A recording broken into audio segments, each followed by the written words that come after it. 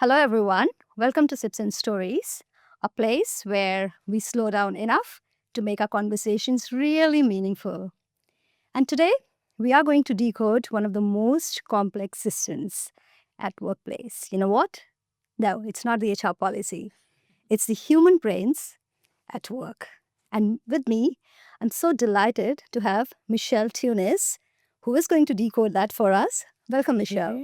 Thank you so much. I'm so excited to be here today. I know that Absolute pleasure. you and I have been talking about this for at least the last year or more. So when you asked me to come and have a chat on the amazing Sips and Stories, I could not say no. I'm Thank really you, excited to Michelle. be here to chat. And I would love to talk about you and who doesn't know Michelle in the change and transformation and neuroscience world. Not sure if that's a good or bad thing. It is a great thing. I mean, Michelle, it's a fangirl moment for me.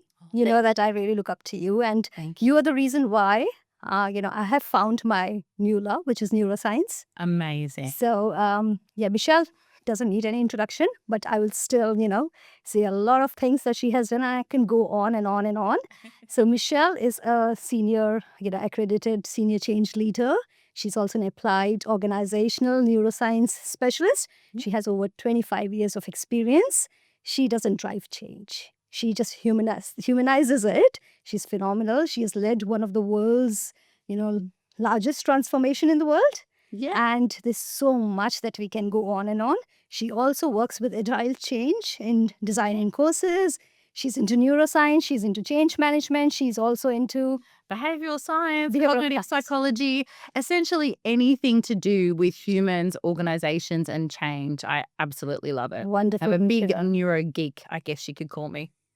And she's written books as well. She has her books as well, right? Just not published, but yeah, I've written a lot. She has. And we're waiting for that to be published. So, Putting me on the spot.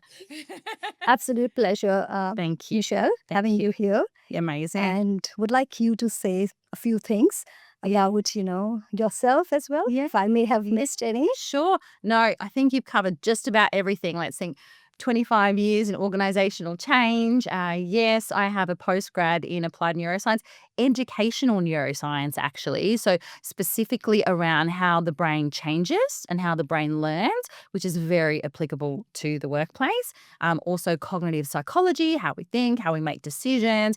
Behavioral science, because I'm a bit of a behavioral science geek. Psychosocial risk and adaptive capability is kind of like my subject du jour that I'm really, really interested in learning about, because we have to be more adaptive. Organizations need to be more adaptive, and we really need to up our capacity and capability. But it's not just about work. I also study neuroscience and practice applied neuroscience from a parenting point of view. Everyone in the world probably knows that I have a beautiful 4-year-old called Yes. Zoe. She was actually my inspiration for studying applied neuroscience, because it's not just applicable to the workplace, Yeah. it's applicable to everything that we do and how we live our lives as well. Thank you, Michelle. We are very excited. I'm very excited for this Excellent. podcast. And with that, I would like to know, Michelle, that we talk a lot about neuroplasticity, right? Yeah. We talk how it can, the brain can really rewire itself and, Yeah. have the change.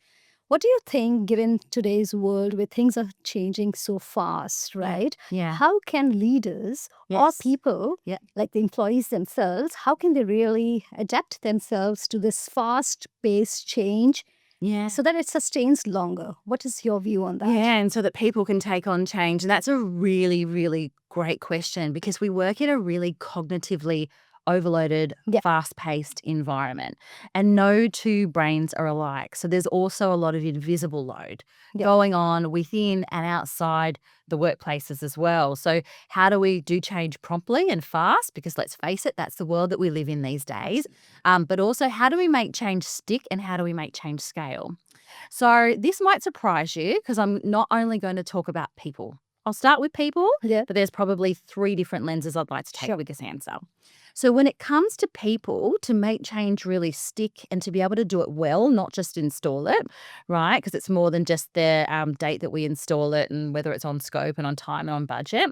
We really need to consider how we tick, not just ticking boxes. Okay. So to be able to do that, we need to consider our brain's 4 key organizing principles. Okay. So to me, that's like our operating system for how we approach and respond to change, literally. But I've created it as 4 because they're the 4 key. And we also need things to be easy on our brains. So I've chunked it into the magic 4.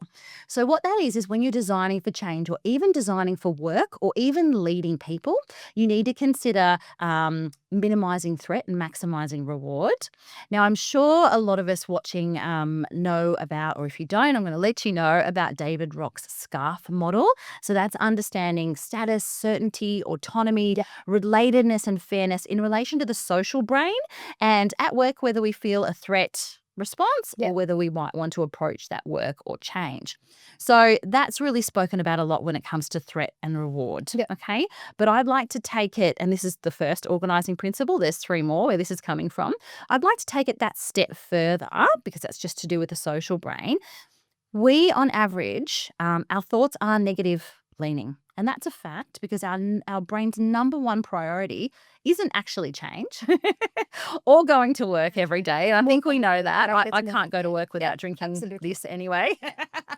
It is negative leaning because it's there to keep us safe. It's there to keep us alive. So 65 to 70% of our thoughts are actually negative leaning. Okay. And there's been some research out of the States. It has been done in universities, but it really does apply to everyone. And again, this is a generalization, so it won't apply to everyone. But on average, our negative thoughts are around inferiority. And that links directly into the SCARF model's status, right? So we've been doing this role for the last 25 years. I might not be seen as great at doing that role or anymore. That might change my status within the organization. Okay. Love and approval is the next one.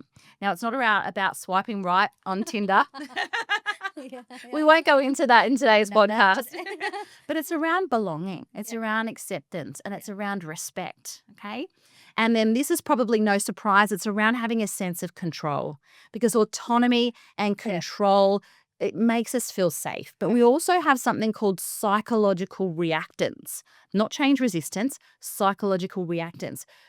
Adults, humans, even my 4-year-old, we don't like being told what to do.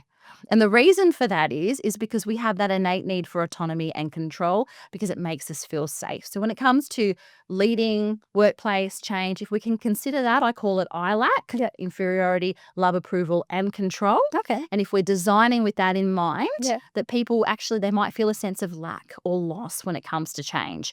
Then we're creating change in a smart way with how we tick rather than against it. Okay. Our brain is a prediction machine. It predicts more than it thinks and reacts. And those predictions are usually based on past experiences. Sometimes those past experiences are poor change experiences, poor work experiences, and predictions love to be right.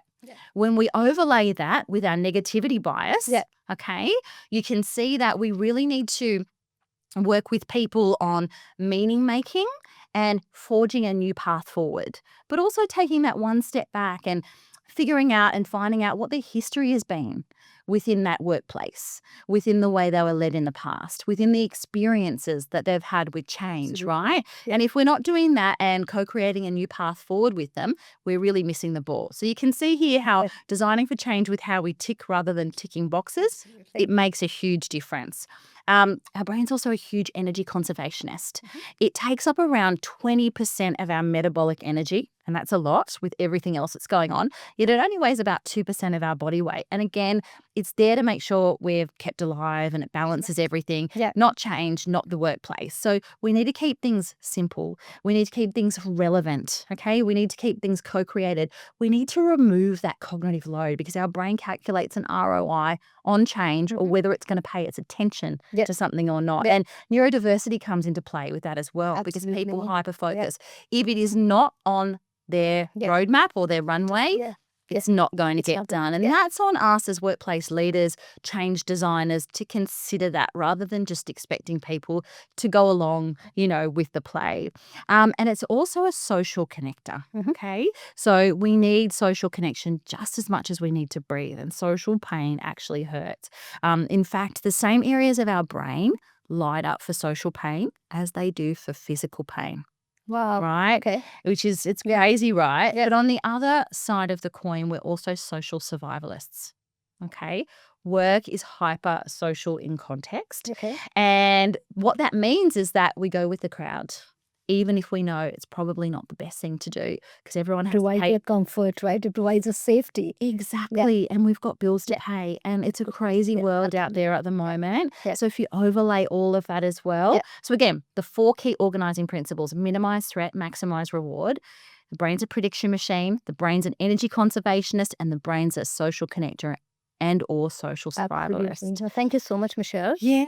I just want to ask a follow-up question here Sure. is like, from a leader's perspective, right? How do they embody this SCARF model on a day-to-day basis? Yeah. Like you said, minimize threat, Threat, maximize right? reward. Maximize reward. Mhm. But if we were to make it like very simple for them, like just a tip for them, what would that be? Oh, Especially sure. from a leadership lens perspective, because we've been hearing a lot about adaptive leadership. We've been hearing a lot about Capability. adaptive Yeah. capability, Yes. right? Yes. And given how things are changing and AI landscape and all of that, there's so much anxiety and anxiousness. 100%. So what is the tip for our leaders there? Yeah, sure. So with SCARF, status, certainty, autonomy, Yeah. relatedness or relationship, and fairness, or equity with that. So I think that when it comes to SCARF, they work as hypersocial in context. Okay, so leaders Yeah. need to understand that. So there needs to be some, not just emotional intelligence, but social. It Yeah, helps good. with social intelligence at play. So I think it's around understanding those 5 components, because they, when leading or designing for change or even designing for work, That's right.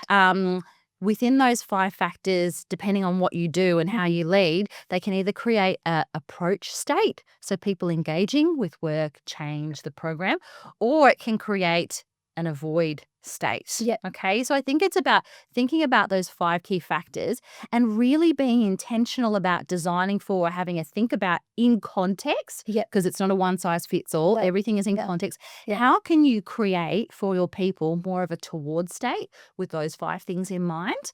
And then think about the negative side of things. We might as well lead into our negative brain Yeah. and do a bit of a pre-mortem on what things could actually cause people to move away from change, the workplace, create more cognitive load, create more allostatic load, which is the dangerous kind of load that can create metabolic disease and all of those kinds of things. So to answer your question succinctly, because I do talk a lot, as you know, it's good stories. Let it keep coming. It is around being intentional about considering those 5 key social factors, how you can create an approach state, but also really think about what might create an avoid state and how you can mitigate that. But I will add to that, it's not only considering SCARF. So remember, the 4 key organizing principles are more than just social.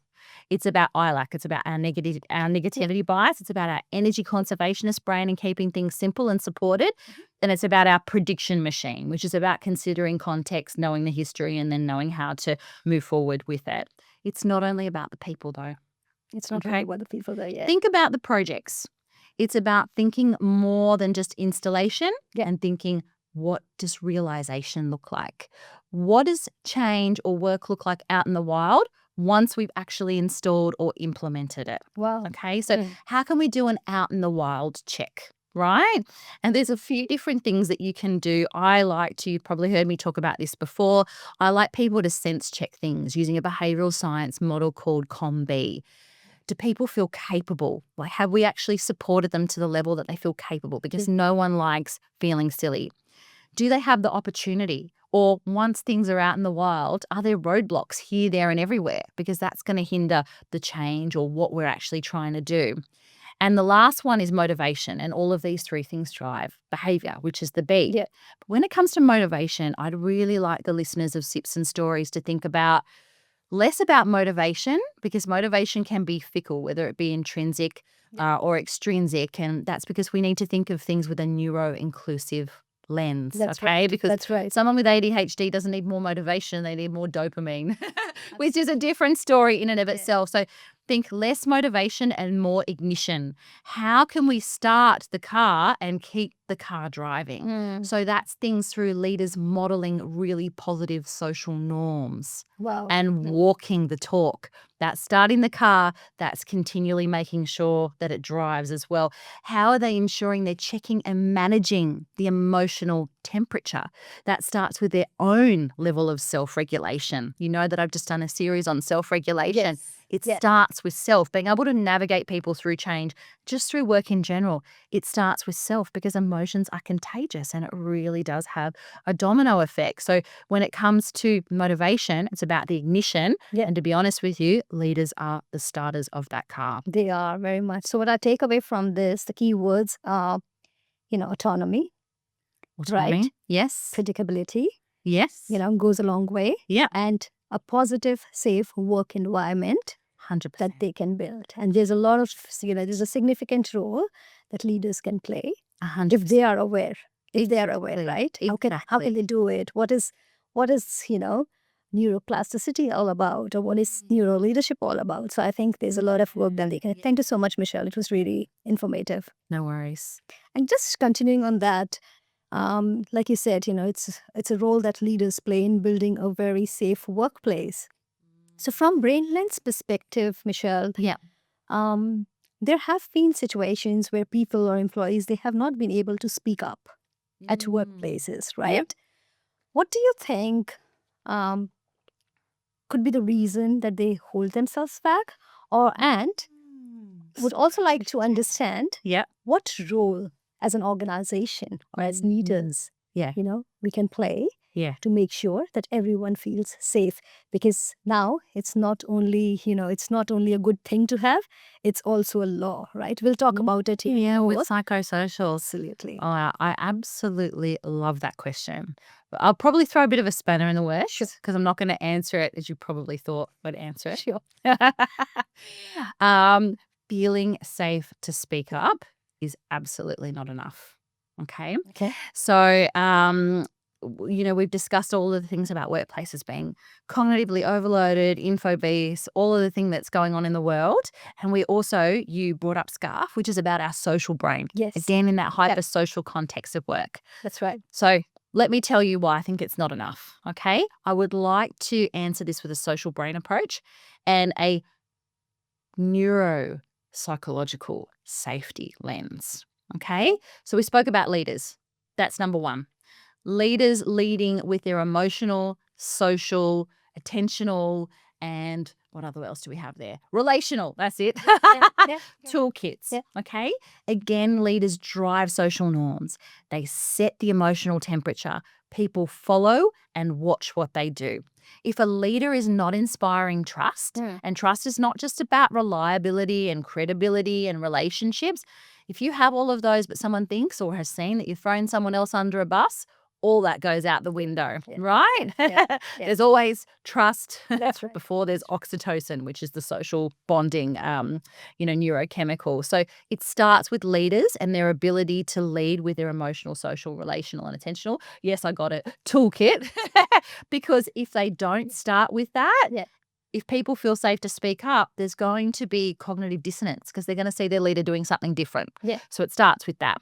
The second thing is if we have a brain, we have bias. Okay.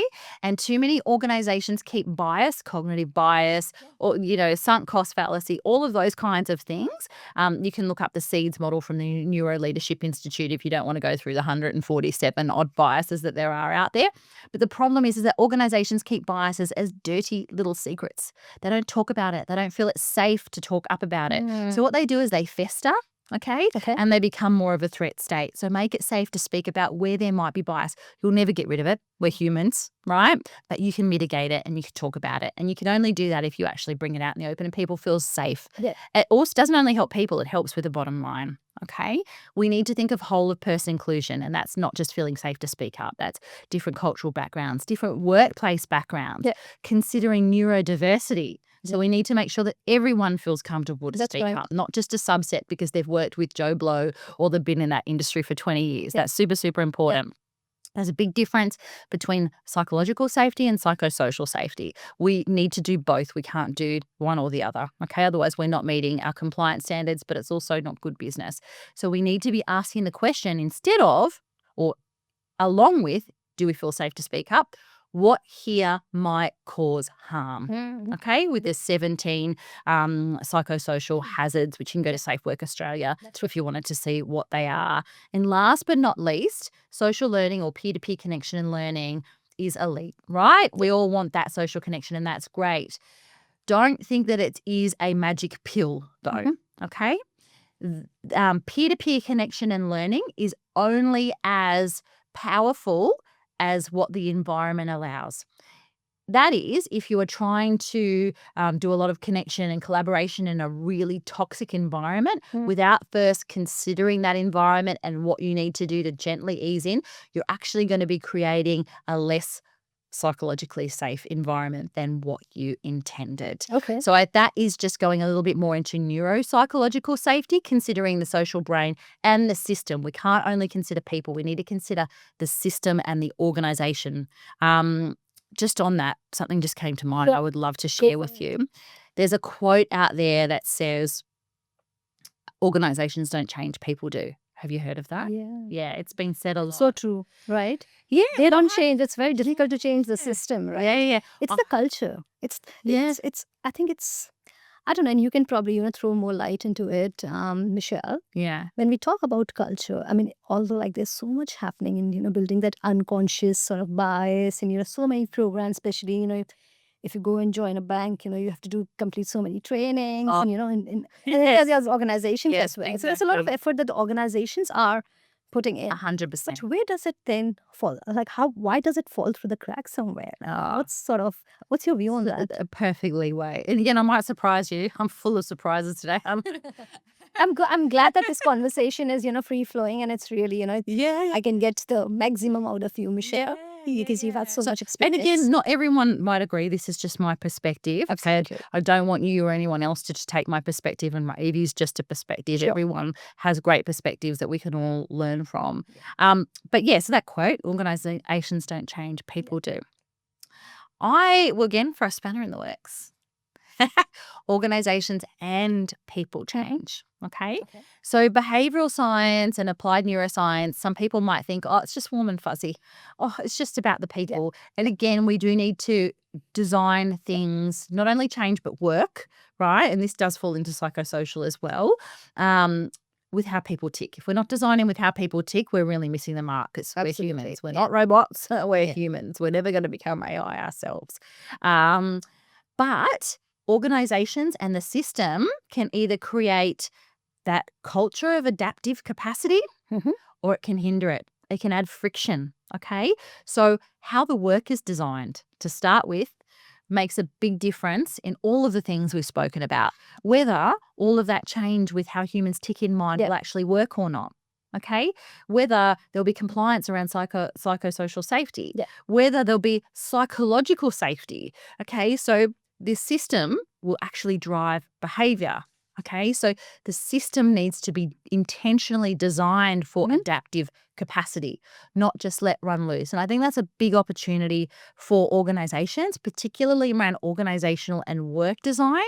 We need more smart and safe work design that enables adaptive capacity. And it could be one thing that holds us back no matter how good we do when it comes to human-centered design. So organizations and people change. You can't have just designing for the people without consideration of commerciality and the system. That helps us to design better and work with realities of how organizations and systems work. And that's another reason why it's really important that we understand the context of which we're working in, because we do need to put a commercial and realistic lens to our work, not just the human-centered side of things. That's important too, right? Yeah, it is. Yes. And from a leader perspective, any tip, Michelle, just to consolidate this one? If there's anything quickly that you'd like to share, especially around, adaptive capacity. Capacity and Because, capability, yeah. So definitely consider the work design. Don't just have things as a free for all when you're considering, operating model redesigns. It's not just about putting this person in that box and that person in that. It's about considering how can we design this work smartly so that people have the adaptive capacity, and then we're allowing adaptive capability so that we can move fast. Absolutely. So that people can be safe. Yeah. So that we can perform, right? Yes. So work design, again, going back to their own sort of self-regulation. But look, leaders have a really hard job. Yeah. Just as a change practitioner does, there's a lot on their mind and they need support too. So I guess that if I was giving advice to a leader, it's look at how you're being measured, right? Is it actually enabling you to drive the right behaviors? Because a lot of the times the measures that are set from the top, they hope for A, but they measure B, right? And I think that couldn't agree leaders, more, and especially Michelle, just adding on to that, we have been there on the ground, and we have seen how business runs 1,000 miles an hour, right? Yeah, and that won't stop. And when restructuring happens, even the HR leaders or the change practitioners or the business leaders, they are, given the scale and everything, they want to get things done. And of course, as much as they are compliant with the law, with the legal sort of perspective, somewhere I think the human side of it gets, missed. Yes, yeah. So I think that's where I think somewhere, they have to sort of consciously make sure, like you said about, adaptive capacity and capability, how can they keep that in mind at that point in time so that it's sustainable, in the long run for them. Yeah, and how does the system actually enable people to do the job and deliver on everything that they want? Absolutely. And if they create that smooth runway, that's when people can move fast. That's when people actually can pivot, and that enables that along with the ability to self-regulate. That is what resilience really is. Wow. And that's going to create resilient organizations. Fantastic. I can go on and on. I can ask so many questions, but I'm also we could conscious talk about this for hours. and I know I'm conscious of time as well. Yeah. But no, thank you so much for adding us, some meaningful points there, and it would definitely be helpful to all our leaders and as well as to our employees as well, Michelle. Just going into further, from a compliance perspective, like I said, it's not a nice thing to have now. Yeah. It's a compliance sort of thing. It's a law. What do you have to say there? And especially, what's the difference? I don't know, with people out there, they know the difference between psychological risks or, psychosocial risks as well. Yeah. So if you could throw some light there, that would be wonderful. Sure. So we're talking about psychosocial risk, which in an Australian context, we now have strengthened laws in each state and territory within Australia. And there are boots on the ground from a regulation point of view. So it is taken very seriously. And again, if you are listening from Australia, go and have a look at the Safe Work Australia website to find out what the 17 there are now psychosocial hazards are that we have responsibility to mitigate. From a global perspective, it's the ISO 45003 global standard, which we align to as well. So that's for outside of Australia, but you do need to check your own jurisdictions. So yes, there definitely is more compliance. I think that's a good thing though, and hear me out on this because I will go in to answer your question. So the compliance is around being proactive, not just reactive. And remember, it is a risk-based approach, which I think is a really good thing. So it's about looking at the primary controls. Yes, the supportive controls like your wellbeing programs and all of that kind of stuff, but it's about prevention. It's about elimination. It's about the primary controls and those hierarchy of control. So that includes things like systemic psychosocial hazard surveys, focus groups run by our amazing organisational psychologists that we have here in Australia, data from employee engagement surveys, exit reviews, all of those kinds of things. So there's a lot of data analysis behind the scenes, right? Which AI will probably come into play with as well. So there's a lot of data now that we might not have had years ago, which is great because psychological health and safety is just as important as physical safety. And it's about time that we're taking it seriously within workplaces. So that's good. But again, it's not just about tick boxes. It's not just about putting something on a risk register and forgetting about it. It's not just risk and WHS, workplace health and safety, taking something to a mental health bow tie and having a control with an owner and then never following it up.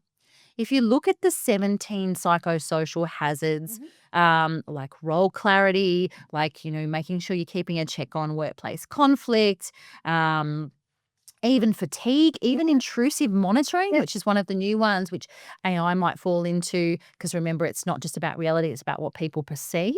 If you think about all of those 17 psychosocial hazards, and if you're considering them when designing for work, when leading, when designing for change, they don't just inspire compliance, they inspire better design and better outcomes, because they are inherently brain friendly, they are inherently neuro-inclusive, and they are inherently good business in what people should have been considering in the first place. Okay. Because they're all people-centric. So it's not just about compliance, it's about using them for better workplace design, better leadership of people. So it's to do with the way and where harm can be created around the way that the work's designed, organised and managed. Right? So it inherently makes that better and it uplifts our adaptive capability. That's right. Okay? So it's not just about compliance. I'd really love people to think about that it actually creates for better workplaces and better bottom line. Absolutely. Thriving people and thriving bottom lines. We all want that, right? Absolutely. We want both, not one and the other. So to answer your question, it's about really, considering them as more than just a compliant tick box. But that means that we have to work with each other. Not just WHS, not just risk, not just HR. We need to have change, have a seat at the table, leaders to be educated about it and have a seat at the table, because we're all going to bring different aspects to enable it to not just be a compliance tick box. To your question, there is a big difference between psychological safety and psychosocial safety. Hopefully I won't confuse people here, but psychosocial safety is around psychological health and safety, not just about feeling safe to speak up.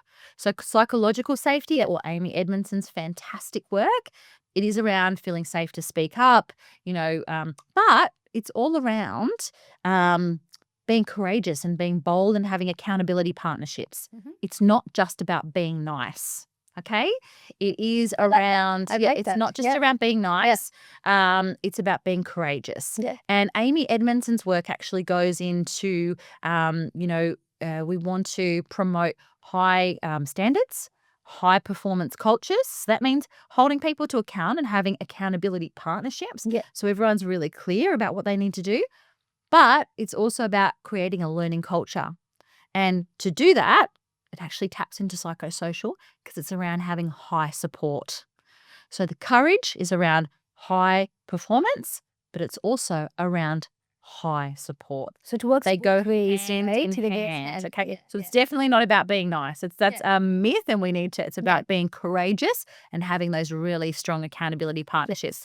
So the high support, I feel, lends itself to psychosocial, and that is again what here might cause harm. Wow, that's amazing. Yeah. So I think what I can take away from this conversation is that it's a lot about building that certainty as well, rather than keeping the environment very uncertain, for the employees. As well as, like you said, be courageous and at the same time provide that supportive environment where they can thrive and flourish. Oh, flourish is the word. Right? Okay, we want that human flourishing and we want organisational flourishing. But we need the baseline of having that really good work design. That's right. Leaders that are supported, leaders that are self-regulated, leaders that have the social, emotional, attentional, relational, all of those intelligences, and even conflict intelligence, right? Absolutely. To enable, it's like a springboard for people and organisations to flourish. And that's where you get that adaptive capability. That's where they can sustain, scale, change over the long run. And that's how they can be really resilient. That's right. You mentioned something about certainty that I'd like to double click on, if that's okay. Absolutely. And as you know, you mentioned scarf, and certainty is the second one. Yes, if we don't feel certain, we feel out of control and makes us feel unsafe. In relation to certainty, the world is inherently uncertain, and it's not going to become any more certain. Okay, so I'd like to direct a mindset shift there.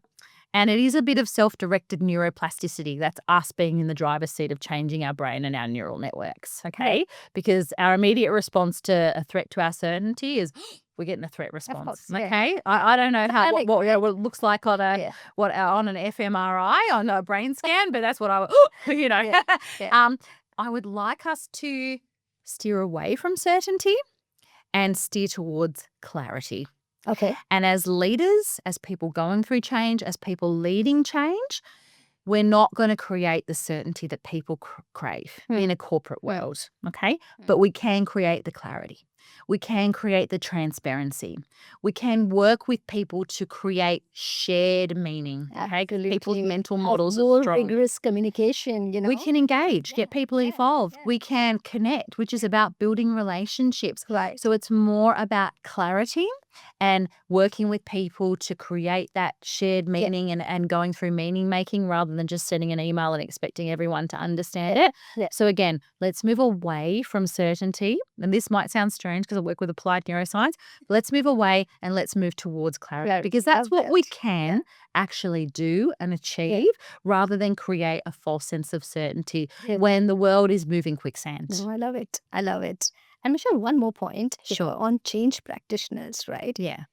Now, we talk a lot about as change practitioners ourselves, right? Yes. We know how important that role is in the Yeah. transformation world, in the projects and programs of work, right? But we do notice that we are, and it's not like, everywhere. It's just sort of an example that we are brought into the picture when the project has already kicked off. Sure, yes. I don't know if you have noticed that. I've been doing it for 25 years, but I certainly have, yes. And then it becomes difficult because the messaging has to happen. That strategy has to be built in early on, right from the start when, the HR leaders are there, when all the business leaders are there. So how do we sort of, what's your take on that in terms of the roles of, change practitioners? And also, change management is sometimes viewed as just, it's all fluff. It's not fluff, it has a significant role to be, to really. It does, right? And in making sure that everyone is engaged, appropriately, everyone has the right sort of information. So there's no anxiety or anxiousness on the floor. And that's how you build, you bring in your change champions, and that's how, how project goes successfully. So any tips and tricks there or anything that you would like to share? Yeah, that's such a great question. I think change is contextual. It's not a one size fits all. So I think that if it's just a project where, I shouldn't say if it's just a project, if it is a project where it's the people who you're delivering that project with, they know a lot about the subject matter. They've, been in the role a very long time. The change is more technical, and I don't mean computer technical, but it's more like it's a compliance change or, it's a similar system or something like that. We call that a technical change, right? And with that, depending on the context of the change, I call it change project support. And that is, making sure that it's installed on time, on budget. There's some adoption measures, all of that kind of thing. Okay, so in some circumstances, I think that that's okay. There's a lot of project change, and some people might agree with me or not, but there's lots of roles out there that are project change, right? And that they can actually do that. It would be great if they could come in at the start, but sometimes it's not necessary. Now, again, coming back to context, you have your complex adaptive changes or your transformations, okay, where we need to fundamentally change the way that we're doing things, or it's completely new to the people, or it's an operating model redesign, or there needs to be behavioral change, okay? Now, it is not just about installation. It's about realization. It's about designing change in a way that removes roadblocks, that creates the fuel for change to be adopted. It's about looking at habit or routine loops once things are out in the wild so that, the environment supports the change. It doesn't constrict the change in any way. And it also looks at behavioral change. It also looks a lot more at psychosocial as well to make sure that you're meeting compliance and that it's a psychosocially safer change experience. So there's a lot more work to be done, okay? And that's where it's beneficial for change to be involved from even the business case or the use cases, because what change actually does is that it helps programs. It's not just about the people. It helps the bottom line. It helps clear the runway. It helps mitigate friction. It helps create safer change. It helps make people approach rather than avoid change. And it helps with that clear runway to enable things to stick and scale. Okay. And also, when you think of complex adaptive change, this is any change, for example, but when you think of complex adaptive change, it's not just about showing a video or sending a few comms or creating a really cool digital workspace. Those things are all amazing. That's right. But when we're thinking about how people work, if we're just training people on something where they've never heard of it before or they're really stressed about it in a cognitively overloaded environment, it might go on their mental scratch pad, right? Or their working memory. You're right. Just the front. Absolutely right. Yeah. But what will happen when we go away and when it's into the wild, it'll slip actually within about 30 seconds. It'll slip right off their mental scratch pad. And that happens. When That we think- happens. Yeah. Yeah, when we think about the prediction machine brain, they've had really poor past experiences of change and you haven't had a change facilitator or enabler. Call it change enablement because that's what we do. We enable the change. Come on board and help meaning making and co-create a clear path forward. They're going to hold on to resentment. They're going to hold on to, that's where you get your change resistance, or it's just a response to change because designing with how people tick in mind hasn't been taken into account from the start, from the business case level, right? So it's not about warm and fluffy stuff. It's actually clearing the runway for people to be able to actually adopt, take on that change. And if we're not involved from the start on complex adaptive changes, then the program's missing out.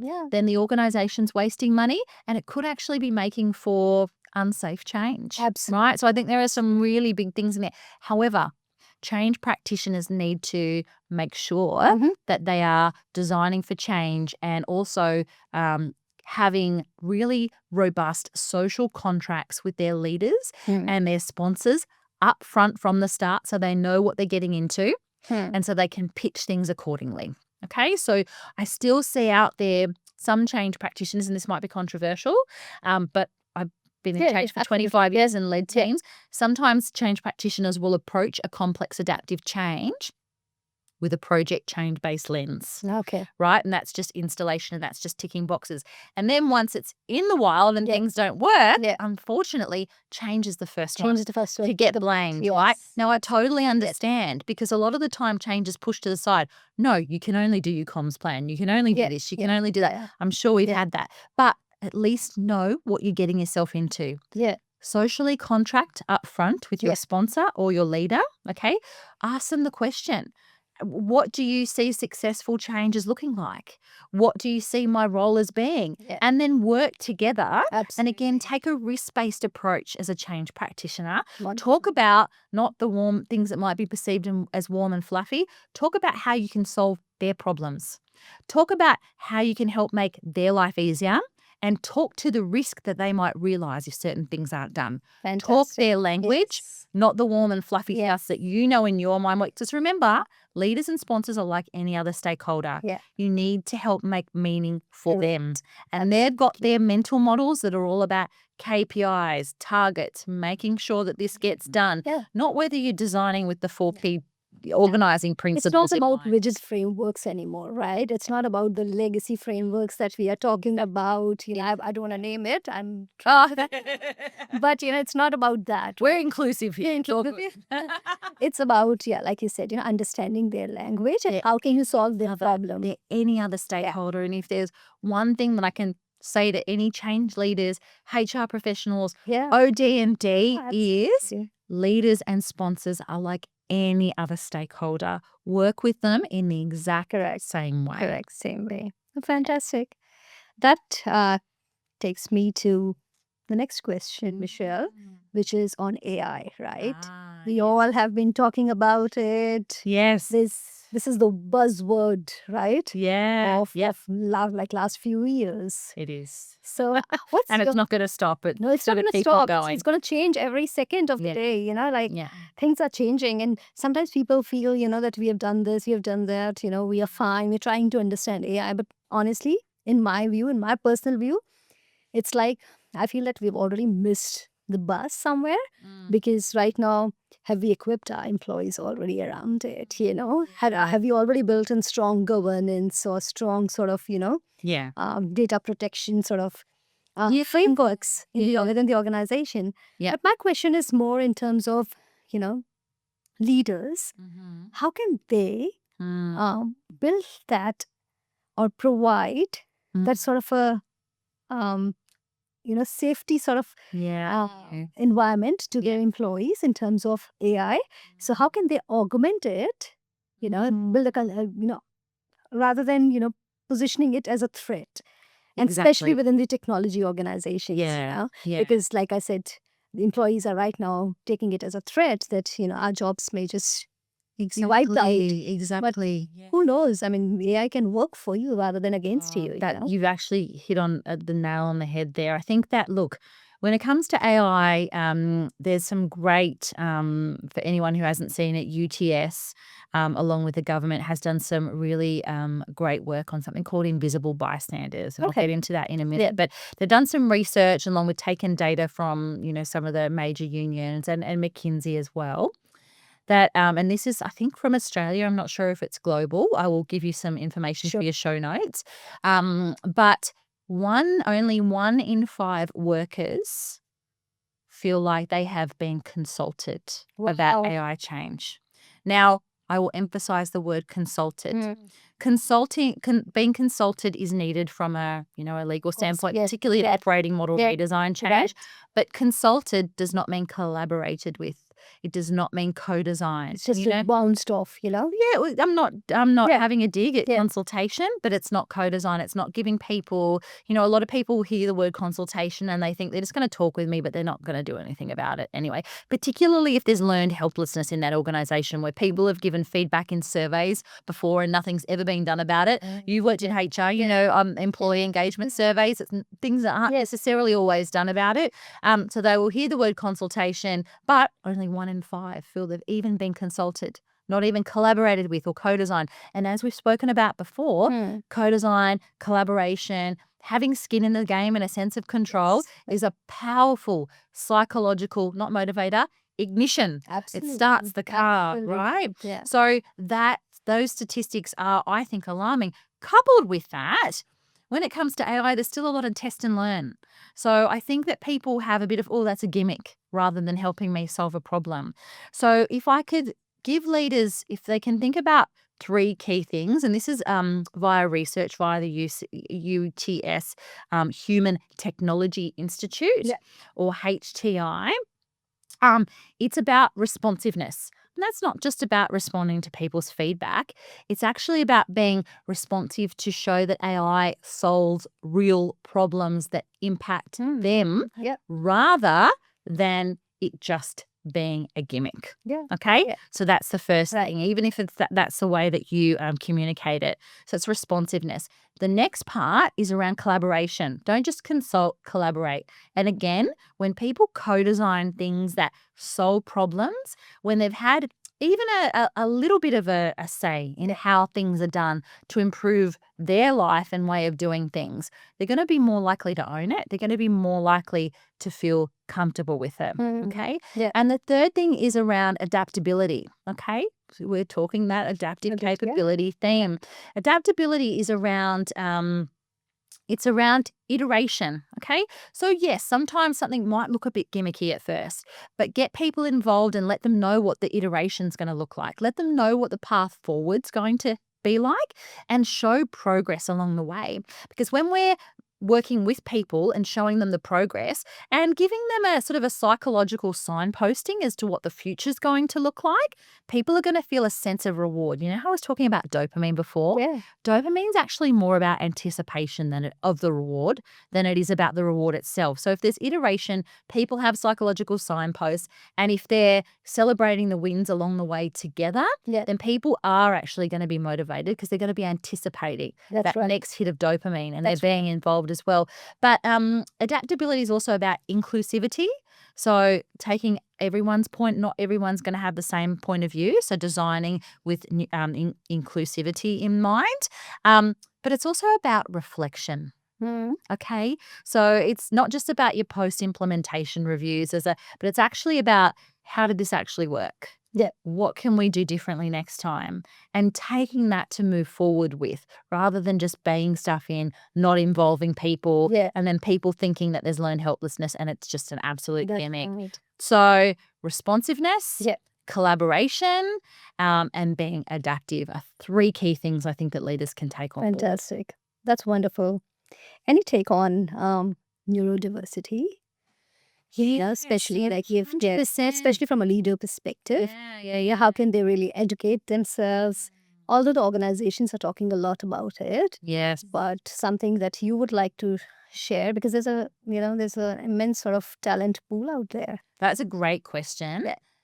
I think we need to lean into the fact that workplaces are full of neurodiversity. Okay. There's a difference between neurodiversity, which means that no two brains are alike. Yeah. It's like our fingerprint, Yeah. right? No two brains are alike. So you've got neurodiversity, and then you have people who identify as neurodivergent. So I just want to make sure that we've got the language clear, because there's two different things. Workplaces are neurodiverse. Okay. Yeah. No, that means no two brains are alike. Okay. So leaders need to know that workplaces are neurodiverse. No two brains are alike. And that neuro-inclusive design and approaches to leadership, it's just going to help with the bottom line just as much as it is with the people. Yeah. Because remember, when it comes to neurodivergent, there is an invisible load. Okay. And again, even within that scheme, no two brains are alike. Yeah. So there will be masking. There will be hyperfocus. Okay.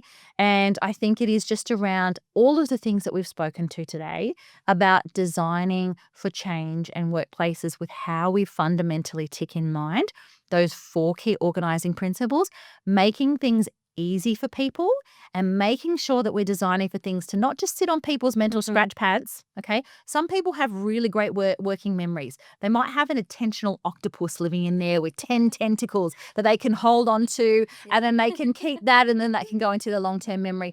But some people might only have an attentional octopus with one. That's Right? right. And it But happens. guess what? They could be really, really good at connecting the dots. Yes. And being super creative and finding out things that are connecting the dots that others can't. Yes. Right? But if we design things to move from mental scratch pad into long-term memory, and if we connect and engage with people on an individual level, we are inherently being neuro-inclusive. Okay. So for me, it's about a differentiated approach. And what that means is just designing for things to be brain friendly for the majority of people. And if you're doing that and you're connecting and engaging and not just sending out emails, okay, and you're being neuro-inclusive, and then you've got more room to really give those accommodations and modifications when you need to for those who need it. Wow. Okay. That makes so much sense, Michelle. Yeah. When you really connect the dots of everything, Yeah. it makes so much sense. Thank you so much for sharing. No worries. My pleasure. I know I'm conscious of time as well, but any last minute tip or any tips or tricks that you would like to share? Yeah, I've seen a lot on LinkedIn at the moment around meetings and facilitation. So I think that to make, and also I know that a lot of people don't like the endless meetings Yes. that they have in workplaces, but let's face it. It creates fatigue, to be honest. It is. Yeah, it's a mental or it's a cognitive and emotional cost. And most of the organizations have really promoted Fridays, no Zoom meetings. Yeah. Just to give that one day where you can just catch up. Exactly. But let's work with the realities that meetings are going to So it happen. happens. So firstly, people who are holding meetings know that everyone going to it's going to be a cognitive and emotional cost. So what's the return on investment? Yeah. The first thing that you can do, okay, and this is something that I learned from BHP. I've worked for BHP before, one of the world's largest resources companies, is to, if you're setting up a meeting, you have to let people know what to expect, not just send a blank meeting. Yeah. Right? So let people know it's called the 5 Ps. Let people know the purpose of the meeting, the people involved, who needs to come along, who's optional, the process, how's the meeting going to run, the prep, what you have to do to come to this meeting, and most importantly, what's the product? What's the outcome that we're trying to achieve? Yeah. We weren't allowed to set up meetings unless we had those 5 things. And you know what that does? It gets rid of all the meetings that don't actually need to occur. So again, that helps people know what they're getting into. It reduces the cognitive and emotional cost. The second thing is bring Brutus along to the meeting. What's that? I'm not talking about my dog. What's that? I'd like to know. What's that? Brutus is a behavioral science technique, and it's more about innovation, but it actually helps remove that cognitive cost. It means create space at the start of meetings to bring right up the usual suspects. Wow. Brutus. So it's creating a floor for people to bring up what they already know, what the concerns that they have on their mind, and just to have a little bit of a chat at the start of the meeting. Okay. Obviously have guardrails, because if you let it run away with itself, it can become a threat Absolutely. in and of itself. But if people get things, what they already know off their mind, some of their concerns off their mind at the start of the meeting or the workshop, or, training and facilitation, this is a really good thing to do as well, then you'll probably learn something as a facilitator that you didn't already know, because when it comes to change, those impacted by change generally know a lot more than us, okay? But second of all, it clears the mental energy, because if you don't clear that mental energy at the start of a meeting or at the start of a workshop, people are going to hold on to that for the whole time, and it's going to create threat states, and they're not going to be able to clear their mind. So clear their mind at the start of the meting to, to be able to take on new perspectives, innovate, and do what you need to do for the meeting. To have a very constructive meeting, Exactly, Yeah. exactly. Thank you. Remember, our meetings are a cognitive and emotional cost, so be smart about how you go into them. Absolutely. I just, completely agree on that one. Excellent. Thank you so much, Michelle. My absolute pleasure. I've really, really enjoyed I know this coffee for one. Anyone who knows me knows that this is my liquid gold that I need to have every day. And I absolutely love being here. I love chatting to you. I think you are one of the most passionate, inspirational people out there. I love neuroscience. I love change management. I love transformation. Thank you. So, and I've personally learned so much from this conversation, and we can go on and on. Yes. But we are also conscious that this podcast is for We need to be somewhat brain friendly, otherwise I'm a bit of a hypocrite, right? Absolutely. No, thank you so much. Absolute pleasure. Thanks again. And this is my first podcast, so having you here is great. It's been one of my favorite, and I've done a few, so that's amazing. Thanks, Michelle. All right. Cheers. Cheers. And for our listeners, keep sipping and keep sharing. Exactly. Thank you. Thanks.